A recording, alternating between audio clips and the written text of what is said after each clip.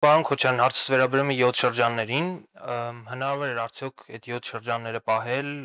չհամարելով դրանք բանակցությունների առարկա, փոխզիջման առարկա, եւ շարժվել մոտավորապես այն ուղղությամբ, ինչպես շարժվեց Ռուսաստանը Դոնեցկի ու Լուգանսկի շրջանները վերամիավորելու հարցում, այսինքն 7 շրջանները համարել Արցախի անբաժանելի մաս եւ դրանք մեկտեղ ճանաչել Հայաստանի մեջ մտցնել եւ չսպասել աշխարհի ճանաչմանը կամ Ադրբեջանի ճանաչմանը։ Հիմա նայեք, եթե վերցնեք Ռուսաստանը 150 միլիոն բնակչությամբ աշխարհի ամենից հզոր բանակներից մեկը ունեցող երկիր, Ուկրաինան ասում են 40, բայց իրականում այսօր բոլոր փորձագիտական գնահատականները մոտ 25 միլիոն բնակչություն։ Եվ Ռուսաստանը աշխարհի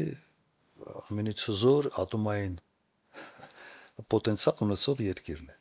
Հիմա եթե մենք այդքան ունենայինք, իհարկե այդպես կան։ Ուղղակի մի կասկածեք, իհարկե այդպես կան։ Բայց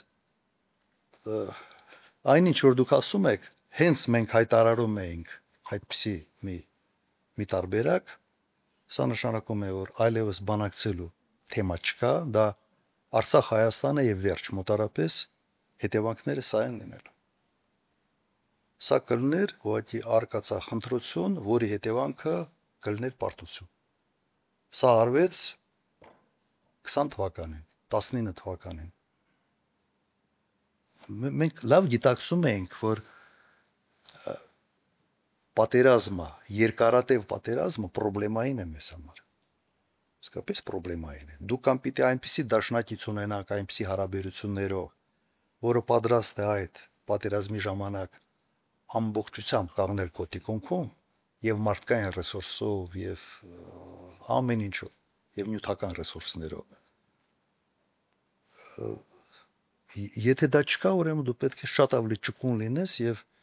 փորձես բանակցային գործընթացով արդեն ստանալ այն, ինչը հնարավոր է ստանալ։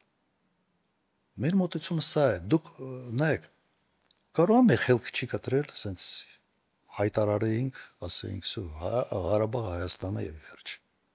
Կարող է օրինակ ես Ղարաբաղ նախագահ ընտրվելուց ինագուրացիան,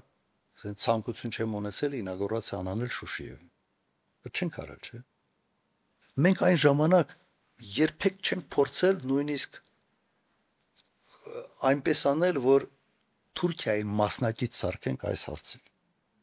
Միշտ փորձել ենք Թուրքիայի հետ շատ ավելի ճկուն էինք։ Ես հիշում եմ 20 թվականի ամռանը Թավուշում սահմանային այդ բանը մենք ինչ սարքեցինք, հայտարարություններ, որ թուրք-ադրբեջանական տանդեմ մենք հաղթեցինք, մեր բանակը ամենից հզոր բանակն է եւ այլ եւ այլ։ Մեր բանակը ավելի մարտունակ էր, քան Ադրբեջանի բանակը։ Բայց համեմատության եզրեր չկա պոտենցիալով թուրքական բանակի հետ։